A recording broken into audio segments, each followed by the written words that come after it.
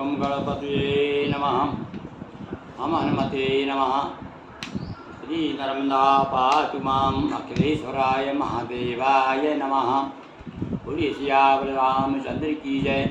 हनुमान जी महाराज का स्मरण करते हुए, क्योंकि जहाँ जहाँ राम कथा होती है हनुमान जी महाराज आ जाते हैं, हम उनका स्वागत करते हैं, उन्हें हम मानसिक रूप से आसन देते हैं और कथा प्रारंभ करते हैं। रामचरितमानस का आज 146 यानी रामचरितमानस सुनाते हुए 147 दिवस हो गए हैं। ये भगवान की परम असीम कृपा है कि बराबर हम आपके सामने एक दुआ जो है अर्थ सहित पढ़ रहे हैं। आज आगे सुनिए। हमारे शत्रुरूपा मनु और शत्रुरूपा रूप का आनंद ले रहे हैं। किसके रूप का? जो अगोचर अगोचर है, जो कभी भक्तों के लिए सगोचर हो जाता है, ऐसे परम ब्रह्म परमात्मा का और रूप का वर्णन किया है। गोस्वामी जी ने तो कलम तोड़ दी भाई, इसमें ऐसा वर्णन किया है, सारा एक चित्र। आप उसको देख करके चित्रकार जो है सुन करके पढ़ करके चित्र बना सकता है कि हमारे परम ब्रह्म परमात्मा जो मनुष्य रूपा के सामने खड़े हुए हैं और वो कैसे हैं। कहाँ तक बता दिया उन्होंने भैया? करी कर सर सुबग भुज दंडा, कठिन संग कर सर को दंडा, और तड़ितो पतो पीटो, नाभि तक का वर्णन हो गया। और अब आगे क्या कहते हैं? हाँ, अब नाभि से आगे नीचे उतरेंगे नहीं भाई। यहाँ तो शुरू हुए मुकुट से लेकर के आँख से, नयन से, भाल से, कपोल, ठुड्डी, गर्दन और सब बताते और नाभि का वर्णन करते हुए अब आगे कहते हैं पद राजीव बरन नहीं जाई।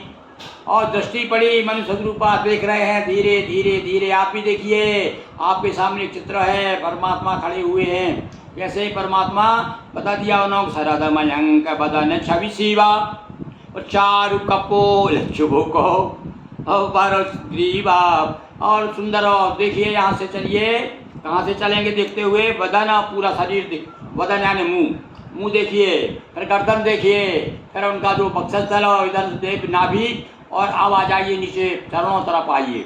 तो क्या कहते हैं? पाँव कैसे भगवान के? बोले पद राजीव बराने नहीं जाए। अरे भैया, इसका वर्णन तो मैं नहीं कर सकता। क्या ये केवल तो कह सकता हूँ कि कमल की तरह कोमल है, कोमल भैया जो है भगवान राम जी के कोमल हैं। पुनी मन मधुपो बसई जन माही। और वहाँ पर तो ये कमल बता दिया। तो कमल है तो कमल पे भैया भौरे मंडराते हैं। तो अब इन पर कौन से भौरे? क्या ये जो असुर राक्षस लोग भौरे बनेंगे क्या? हाँ, कमल पे?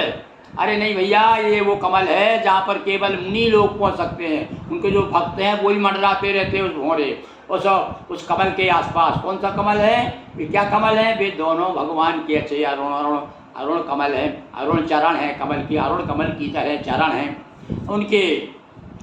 तो वाम भाग शोभति अनुकूला, वादि शक्ति छवो निधि जगमूला। जगमूल कहाँ है? जगमूलो, जगत की मूल जड़ क्या है? संसार की जड़ भगवती जो है आदि शक्ति है, वो उनके वाम भाग में खड़ी हुई है। अकेले नहीं आए भाई, क्योंकि दोनों कर रहे थे ना तपस्या।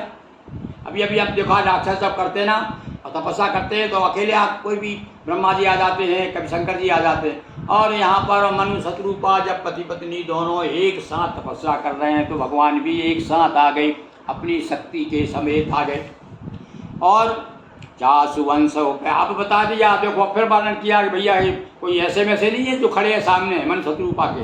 तो कौन है? बोले अरे इनके अंश से ही तो सारा संसार हो, जो शक्ति जो आदि शक्ति है ना, इससे ही आ जासुवंशो पे जय गुण खानी अगणित लक्ष्मी उमा। अरे भैया, अगणित क्यों कह दिया भैया? अनेकों लक्ष्मी इसलिए कह दिया कि हर युग में, हर कल्प में अलग अलग पैदा होती हैं। तो अब एक हो गई क्या? अनेकों हो गई। तो इसलिए अनेकों लक्ष्मी और अनेकों उमा और अनेकों क्या क्या सब जो ब्रह्मानी और भ्रकट विलास जासु जग होई, और राम बाम दिशि सीता। अब सीता राम कह दिया भैया। यहाँ तो कौन आए? राम आए यहाँ पर। अब तक रहस्य नहीं खोला था, अभी तो वर्णन कर रहे थे वो, और यहाँ से वहाँ तक का पूरा वर्णन कर दिया। हम भी नहीं समझ पा रहे थे कि कौन आए। तो यहाँ मनु शत्रुपा के सामने अब राम जी आए हैं भाई। राम अब नाम खोल दिया उन्होंने कि राम आए। जो अगोचर है, अनादि है, अनंत है, जिसका कोई पार नहीं पाता, वेदों ने इसे नीति नीति कहा है। और वो कौन बन के आ गए? वो राम आ गए बन करके। और उनके बाएं भाग में जो आदि शक्ति जो जगत की मूल हैं, वो कौन है? आगे ने तो लक्ष्मी में और उमा और ब्रह्माणी भी उनसे पैदा हुई है, सीता जी से। लीजिए आप। और अब यहाँ पर भैया वही रूप है। अब प्रमुख जो देवता है हमारे यहाँ पर एक मानता है, हमारी परंपरा क्या है कि जो प्रमुख देवता होता है हम उसको ही सब कुछ मानते हैं। अरे भैया जिसको कहते हैं ना, जिसको कौन सा पेड़ होता है बड़ा कोमल और नाजुक होता है, उसके पेड़ के नीचे यदि बैठ के आदमी छाया मिल जाए तो कहते हैं हमारे लिए तो वही कल्प वृक्ष है। तो आज तो भैया गोस्वामी जी बड़े प्रसन्न हो रहे हैं और प्रसन्न होकर के बता दिया। आप देखो, मालूम कौन किसका वर्णन कर रहा था मैं? ये वो हमारे राम जी हैं, वो सीता जी है, दोनों खड़ी हुई हैं। छवि समुद्र हरि रूप बिलो की, एक टक रहे नयन पट रोकी। और नयन के पट आने जो ऊपर ऊपर जो आंखों के ऊपर जो है ना पलकें, पलक पल से बनी है, पल पल पे हिलती डुलती है, इसलिए पलक कहा है। पर ये पलक जो है अपलक हो गई और देख रही बड़े गौर से, बड़े सुंदर। क्योंकि भैया जो को आँखों का जो काम क्या है, आँखों का रस क्या है? आँखों का रस है सौंदर्य। तो जहाँ सुंदरता, आज भी देखो ना, जहाँ सुंदरता दिखाई देती है हठात उधर आँखें चली जाती है। अब हमारी तो भौतिक दृष्टि है हमारी तो भाई। और जो भक्त लोग हैं, तो जिसने सबको पैदा किया, जिसने ऐसी सुंदर सुंदर नारियाँ पैदा की हैं, वो कितना सुंदर होगा। तो अब वो वहाँ सीता का दर्शन कर रहे हैं। हमारे गोस्वामी जी बता रहे हैं कि मनु शत्रुपा छवि समुद्र। अब समुद्र से बड़ा तो भैया कोई है ही नहीं। कोई तो बताओ, कोई समुद्र से बड़ा कोई हो ऐसा पानी वाला फैलाव, जल का फैलाव। तो इसलिए कहता कि सुंदरता का समुद्र है, लहरा रहा है जहाँ देखो वहाँ सुंदरता ही सुंदरता है, सुंदरता ही सुंदरता है। देख रहा है एक टकटकी कहते टकटकी लगा के देख रहा है। अरे भैया नजर लगाएगा क्या? भगवान तो कह देते कि भैया माँ बहुत देर बात हो गई। सीता जी कह सकती थी क्या कहो माता जी नजर लगाना क्या है, टकटकी लगा के देख रही आप। किंतु मन नहीं, कहने का अर्थ है गोस्वामी जी कह रहे हैं भैया मन नहीं भर रहा है। बार बार हम भी मानसिक रूप से याद मूंद करके देखिए। अरे अभी दूर मत चले जाइए, उधर ही चलिए और देख लीजिए जरा, थोड़ा सा ऐसा लगता है देखते रहो है मानसिक रूप से। तो चित्त वही सादर रूप अनुपा, तृप्ति न मानई मनु सतरूपा। अतृप्त तो कह दिया उनको, तृप्ति नहीं मान रहे हैं, अतृप्त हो गए।